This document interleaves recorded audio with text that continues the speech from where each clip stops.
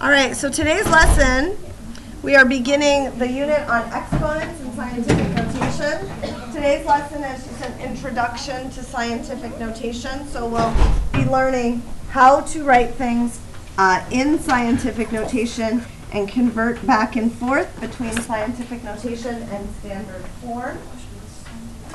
Later on, in later lessons, we'll be learning how to add, subtract, multiply, and divide numbers that are in scientific notation. There's a little thing down here that says what it corresponds with in your textbook. We're not actually using the textbook, so just ignore that. All right, so the first objective is to convert scientific notation to standard form. And if you look down at the bottom, it might be helpful to look at some of these numbers. All of the numbers at the bottom of the screen are in scientific notation. So that's what scientific notation looks like. A number is considered to be in scientific notation if the first factor has one digit to the left of the decimal and the second factor is a power of 10. So if you look at the bottom of the screen, all of these numbers fit both rules. The first factor in this one is 1, and it has one number to the left of the decimal, because we don't see the decimal, which means it's right after the number. And the second factor is a power of 10. It's 10 to the third power. Second example, 2.567 just has one digit to the left of the decimal and multiplies by the second factor of 10 to the fourth power. The third example, 6.3 also has one digit to the left of the decimal. The second factor is 10 to the seventh power, so it's another power of 10. Yes? I guess what we're going to do. No, not yet. Okay. Scientific notation, what we use it for is to write really large or really small numbers. So when numbers get so large or so small that they don't even fit on your calculator screen, that's where scientific notation comes in really handy. To convert a number from scientific notation to standard form, you move the decimal to the right if the exponent is positive. So 1 times 10 to the third, 10 to the third is just 1,000, because 10 times 10 would be 100. 100 times 10 would be 1,000. So 1 times 10 to the third is just 1,000. And that's not a number we really need to write in scientific notation, because it's not a very large number. We can also get that merely by doing what we did in the warm-up and moving the decimal over 3 places to the right from the 1. So this, times 10 to the fourth, we're actually multiplying times 10,000. We're going to move the decimal 4 places to the right. So right now the decimal is here. I'm going to move it 1, 2, 3, and another is 4. So what am I going to need to do there? Add a 0. So I have 2, 5, 6, 7, 0, and then I'll go back and add my commas to show my place value. Okay, this is a nice big one, 6.3 times 10 to the 7. I need to move that 7 places. So here's 1, 2, 3, 4, 5, 6, 7. So we have 63 million. Okay, any questions about what I did so far? Okay. All right, so the U-try, it kind of looks like a word problem, but it's really not much of a word problem. The temperature at the sun's core is about 1.55 times 10 to the 7th degrees Celsius. Write the temperature in standard form. So you're just going to be doing what we did just now, moving the decimal. So I'll give you about 1 minute to complete these two, and then we will talk about them. All right, first one. Jake, what did you get as an answer? 15,500,000. Good. Okay, next one. Devin. 7,660,000. Good. Okay, any questions about either of those answers? Okay, let's look at the second objective. Second objective is doing the reverse of what we just did. converting standard form to scientific notation. So when we take a number from standard form to scientific notation, you have to move the decimal until there is only one digit to the left. However many places you moved the decimal, you have to multiply by 10 raised to that power. So this one says a supercomputer can perform, what even is that, 135,300,000,000,000,000 operations per second. Write this quantity in scientific notation. So we're going to move the decimal so that there's only one digit to the left. So we're going to put 1.353, and we don't have to write all the zeros. Once we get to where it's all repeating zeros, we can stop. Now we count how many places we moved the decimal, which was 1, 2, 3, 4, 5, 6, 7, 8, 9, 10, 11, 12, 13, 14 places. So we multiply it times 10 to the 14th power. Will we ever get like something like to the 20? Yeah. Yes, it's very possible.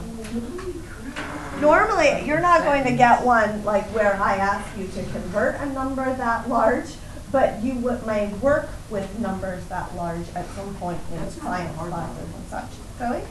How do you know it's 1.353? You always move your decimal until you have just one digit to the left. So it has to go after the 1. We have to include all of the other numbers until we get to the zeros. So it can't be like 13?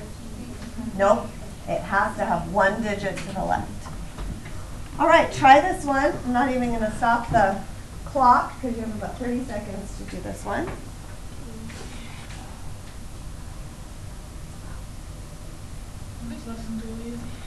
So far. Devin, are you ready already? All right, give us your answer. 3.476 times 10 to the 6th power. Good. Okay, everyone agree with what he put up there? Yep. All right.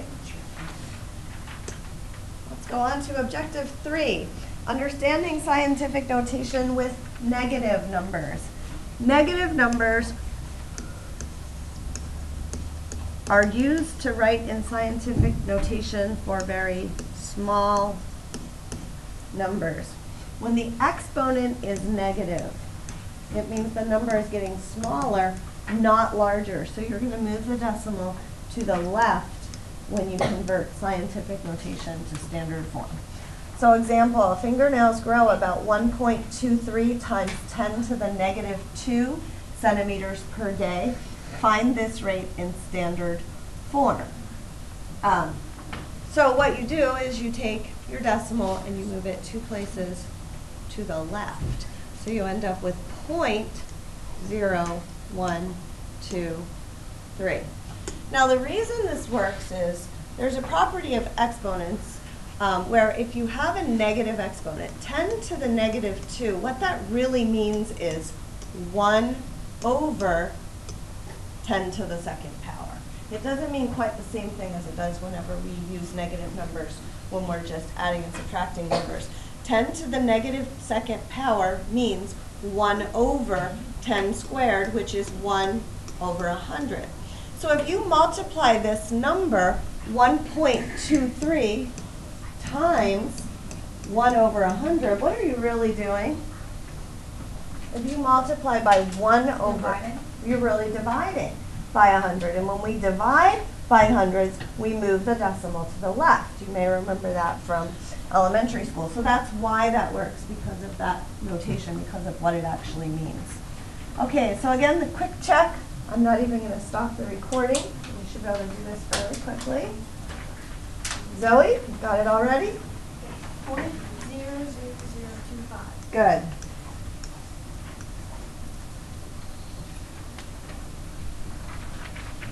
Yeah. Basically, you have to put a label in the middle. Technically you probably should, so we should probably say 0.0025 inches. This one would have been centimeters. And I'm not sure if Get More Math requires you to put labels or not. I don't think they give you in the context of word problems, so I don't think you'll need to. Figure it out if it's wrong. Okay, Now, when you write numbers less than 1 in scientific notation, you're also going to be doing the reverse. You move the decimal so that there is 1 digit to the left. That part's the same. But now, since you've moved the decimal to the right instead of to the left, you count the number of places you moved and multiply by 10 to that negative power.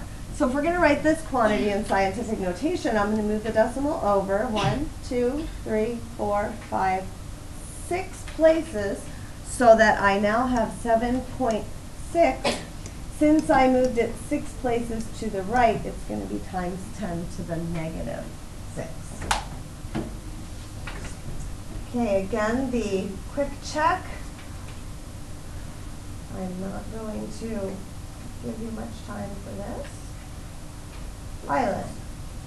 3.5 times 10 to negative 7. Good. Times 10 to the negative 7. Okay. Any questions about any of this? Okay, just a summary. When you have scientific notation with positive exponents, that means you have very large numbers. Scientific notation, I spelled scientific wrong there, with negative exponents always means numbers less than 1 or very small numbers. And use common sense when moving your decimal places. If you just try to remember all the rules and you say, okay, well, I need to go from scientific to standard. When it's positive, I do this. If you just try to remember it as rules, you're probably going to get the 4 things mixed up. The best thing to do is to think about what scientific notation means. And if you are going from scientific notation to standard notation, and you don't get a large number or a small number, depending on whether the exponent is positive or negative, that will tell you that you did it wrong. So just kind of use your common sense. Don't attempt to just memorize the rules, but to understand what you are doing. All right, any final questions before we do the exit ticket? Okay, I'm going to give you a couple minutes, it's only going to take you probably about 2 minutes to do the exit ticket. And then we're going to go over it. I'm going to come around and glance at it as you're working. And that's it. Did you like this nice, easy lesson? Yeah. It's too easy.